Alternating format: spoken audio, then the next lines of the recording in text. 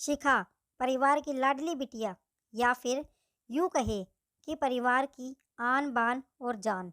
जब घर में होती तो ऐसा लगता मानो घर में आसमान टूट पड़ा हो। घर में इधर उधर धमा चौकड़ी करना और खूब सारी बातें करना उसके पसंदीदा कामों में से एक था।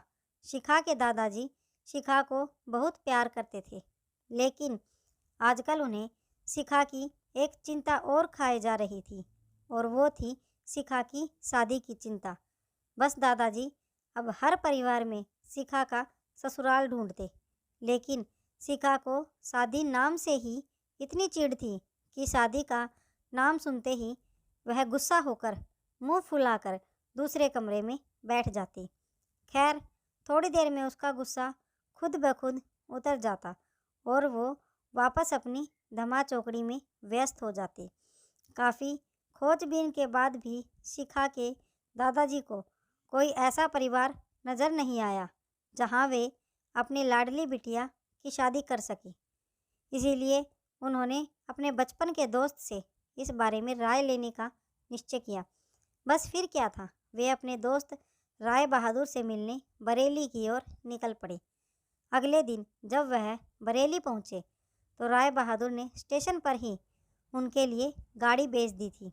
10 साल बाद अपने बचपन के दोस्त से मिलने के लिए वे बड़े उतावले थे। गाड़ी धीरे धीरे राय बहादुर के घर की ओर बढ़ी।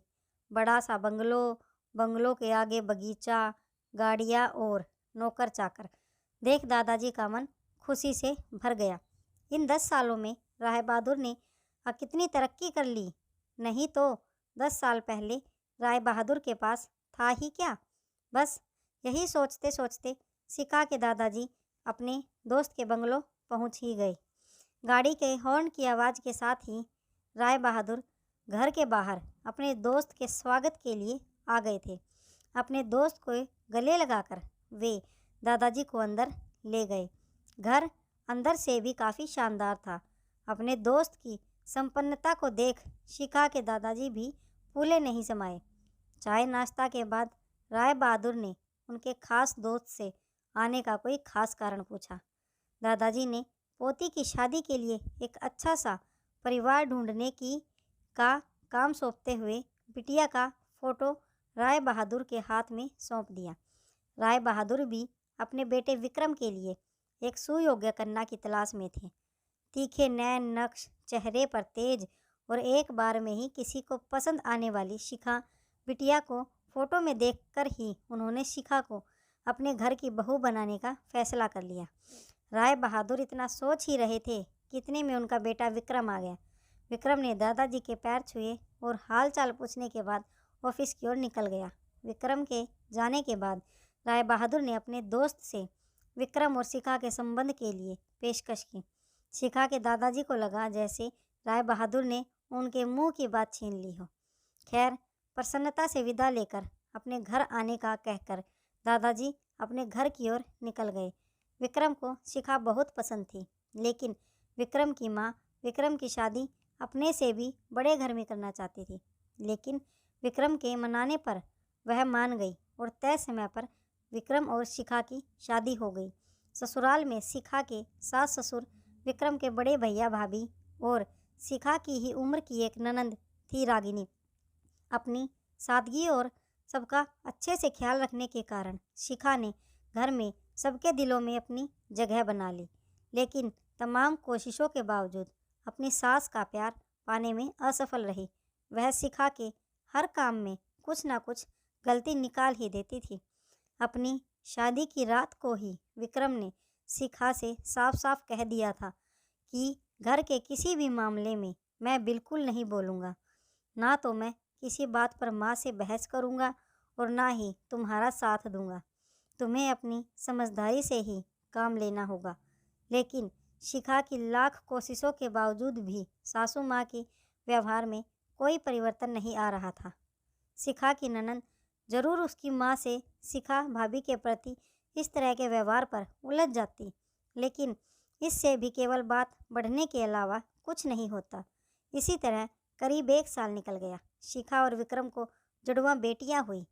यह समय शिखा के लिए अग्नि परीक्षा का समय था। शिखा का दर्द शिखा के लिए आंसू बन गया था।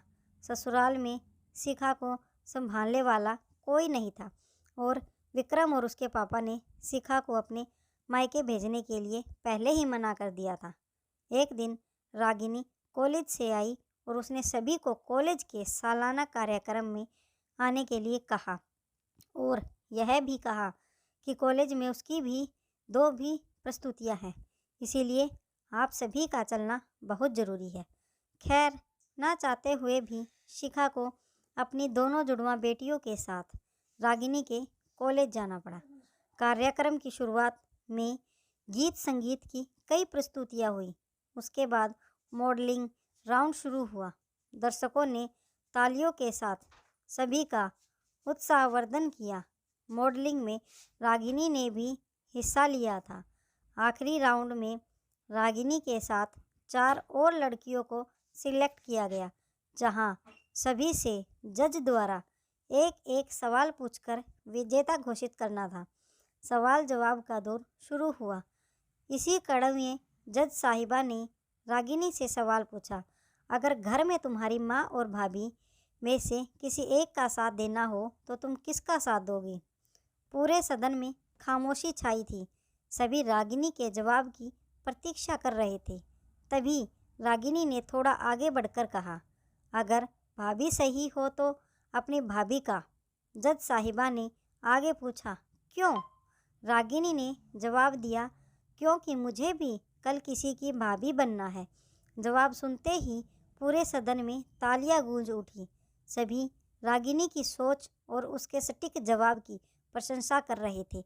रागिनी को विजेता घोषित किया गया। पुरस्कार से पहले रागिनी ने सभी से कुछ कहने के लिए माइक थामते हुए कहा, हर बेटी अपने माँ से बहुत प्यार करती है और माँ भी अपनी बेटी के दिल के सबसे करीब होती है। इसी तरह हमारे घर की बहुएं भी तो किसी की बेटियां हैं। आज हम किसी की बेटियां हैं तो कल से किसी की भाभियां और बहुएं बनेंगी। अगर कल से हमें कुछ दुख हुआ तो हमारी माँ को भी दुख होगा और इसी तरह हमारे घर की बहू को दुख होगा तो उनकी माँ को भी दुख पहुँचेगा। और इस दुनिया में किसी भी इंसान को किसी की भी माँ को दुख पहुँचाने का कोई हक नहीं है। इसीलिए हर सास अपनी बहू को अपनी बेटी समझे तो आगे चलकर उनकी बेटी भी खुश रहेगी। दोस्तों, अगर आपको यह छोटी सी कहानी अच्छी लगी हो तो हमारे वीडियो को लाइक कीजिए, शेयर कीजिए और हमारे चैनल को सब्सक्राइब कीजिए। धन्यवाद।